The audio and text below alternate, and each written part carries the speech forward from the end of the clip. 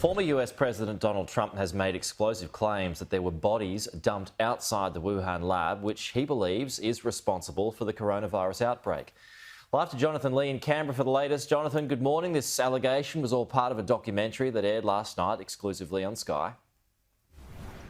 That's right, Pete. Good morning to you. It was aired last night on Sky. What really happened in Wuhan by journalist and Sky News host Shari Markson. It also really looks at what the US security agencies knew and when. Now, Donald Trump makes the explosive claim that he was told bodies were being dumped outside the Wuhan Institute of Virology. Shari Markson also goes on to say that the lab made a series of strange purchases between September and November, buying a coronavirus testing machine, beefing up their security and also replacing ventilators. Now, it suggested the first case of this coronavirus outbreak may have come as early as July or August. That's 5 months before China admitted to the World Health Organization there was an outbreak and there was a serious problem.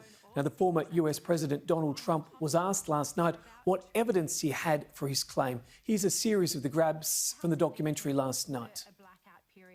Well, I started hearing stories that you have also, that there were lots of body bags outside of the lab.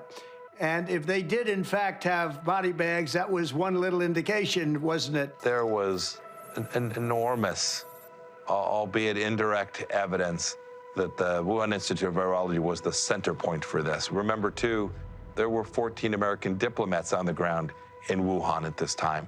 If this was really just some naturally occurring virus because someone ate a bat from a wet market, China wouldn't have done the things that they did. The Chinese Communist Party would not have shut down Wuhan. They would not have silenced doctors and scientists and journalists and disappeared some of them.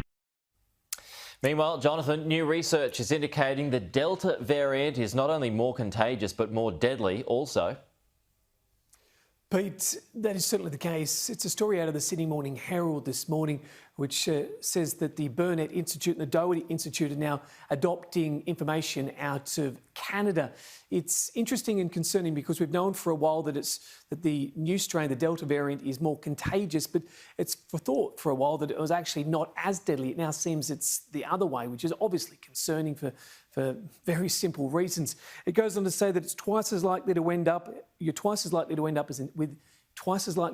in intensive care and 1.5 times more likely to die than the original variant, or at least the Alpha variant. So that all underpins our modelling. Whether that will change the modelling remains to be seen. Peter? Jonathan Lee, thank you.